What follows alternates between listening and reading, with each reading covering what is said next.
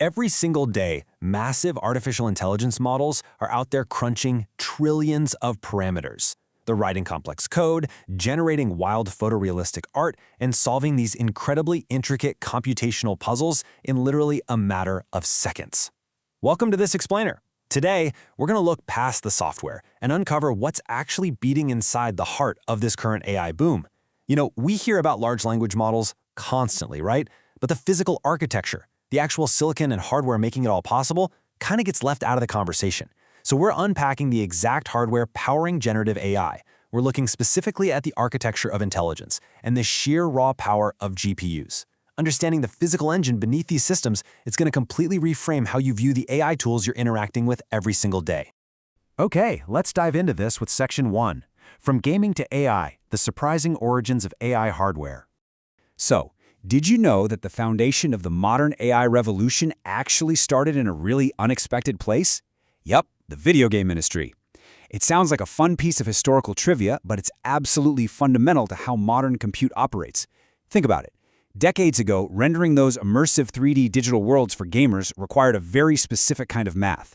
To put a 3D polygon on a screen, a computer has to calculate the coordinates and lighting for millions of pixels all at the exact same time. It's a heavy lift involving complex matrix multiplication. Now, fast forward to today's AI. Training a deep neural network means adjusting the weights and biases of billions of interconnected nodes. Mathematically speaking, that process relies entirely on massive-scale matrix multiplication too. So, the exact same graphics processing units, our trusty GPUs, engineered to render video game pixels, just happen to possess the perfect mathematical architecture to process the staggering amounts of data needed for machine learning. Basically, the global gaming industry subsidized decades of high-level R&D, unknowingly building the perfect hardware engine for generative AI way before the software was even ready for it. Wild, right? All right, shifting gears a bit. Section 2, CPU versus GPU, the technical showdown. To truly grasp this architecture of intelligence, we really need to draw a clear line between the two primary processors inside our machines. Drawing from the brilliant insights of Lauren McHugh-Allenden, we can see exactly why GPUs absolutely dominate CPUs when it comes to AI tasks. It all comes down to architecture. You see, a CPU is optimized for sequential serial processing and incredibly low latency tasks. It is brilliant at executing the complex logic needed to run your operating system or a database. Think of a CPU like a high-performance sports car. It zips a few pieces of complex data from point A to point B incredibly fast. A GPU, on the other hand, is built completely differently. It's more like a massive freight train. It doesn't have the top speed of that sports car for a single complex instruction, but man, it can carry millions of pieces of data simultaneously. GPUs achieve this AI dominance through two huge fundamental advantages. First up is faster, highly specialized memory, often called high bandwidth memory, or HBM. When you're running a model with 70 billion parameters, the bottleneck is usually just getting the data to the processor fast enough. Well, GPUs are built to retrieve massive datasets from memory at breathtaking speeds. The second advantage, and honestly the real secret weapon here, is parallel processing. So, the crucial point is understanding parallel processing. This is a computing method that enables hardware to handle sweeping, massive workloads all at once, rather than one by one. Let's make this tangible. Imagine you've got a massive 10,000-page encyclopedia to read and analyze. A CPU, operating sequentially, is like having one brilliant speed reader go through the book word by word, page by page. Sure, they're fast, but they're still stuck reading linearly. Parallel processing, which our GPU uses, is like handing one page of that encyclopedia to 10,000 different people and having them all read their assigned page at the exact same time. Boom! The entire 10,000-page book is consumed and processed in seconds.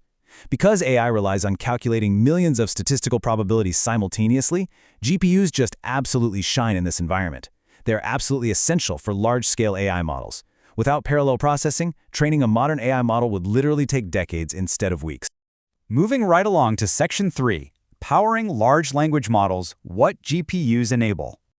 This immense parallel processing capability creates a fascinating continuous feedback loop in tech right now.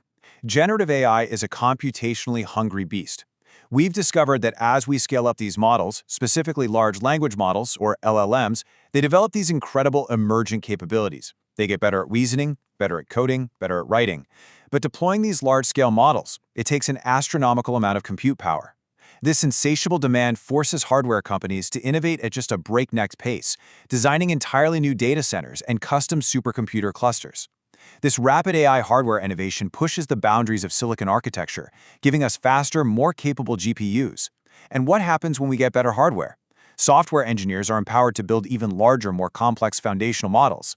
It's a cyclical race. The software demands better hardware, and that better hardware unlocks more ambitious software.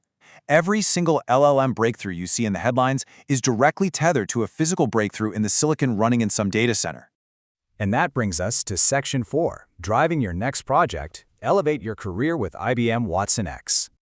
Understanding this architecture of intelligence gives you a massive edge in today's landscape. Knowing how the hardware operates lets you build far more efficient and optimized AI systems. And if you're ready to validate that knowledge and seriously level up your career, you can actually get 20% off your exam right now to become a certified Watson X data scientist. When you register for the certification, just use the code IBMTechYT20. It's a fantastic opportunity to take these high-level architectural concepts and turn them into a tangible, recognized credential. It proves you understand both the software and the hardware driving the future. But look, because this hardware ecosystem is evolving at lightning speed, your learning definitely shouldn't stop at certification. Chip architectures and supercomputing clusters are advancing literally month by month. To stay ahead of the curve and keep deepening your knowledge on GPUs and enterprise-grade AI, you should definitely sign up for IBM's monthly newsletter. It delivers the absolute latest AI updates and hardware innovations straight to you, keeping your foundational knowledge as sharp as the processors we've been talking about today. So I'll leave you with this final thought. How will AI hardware drive innovation in your next project? Now that you know the surprising gaming origins of this tech, the critical architectural differences between CPUs and GPUs, and how the massive power of parallel processing makes large language models possible, you've got a totally new lens to view your own computational challenges. AI hardware is no longer just background noise, right? It's the fundamental driver of what's possible. Think about how you can leverage this deep understanding of compute to build something truly incredible. Thank you so much for joining me for this explainer. Keep exploring the architecture of the future, and I will see you next time.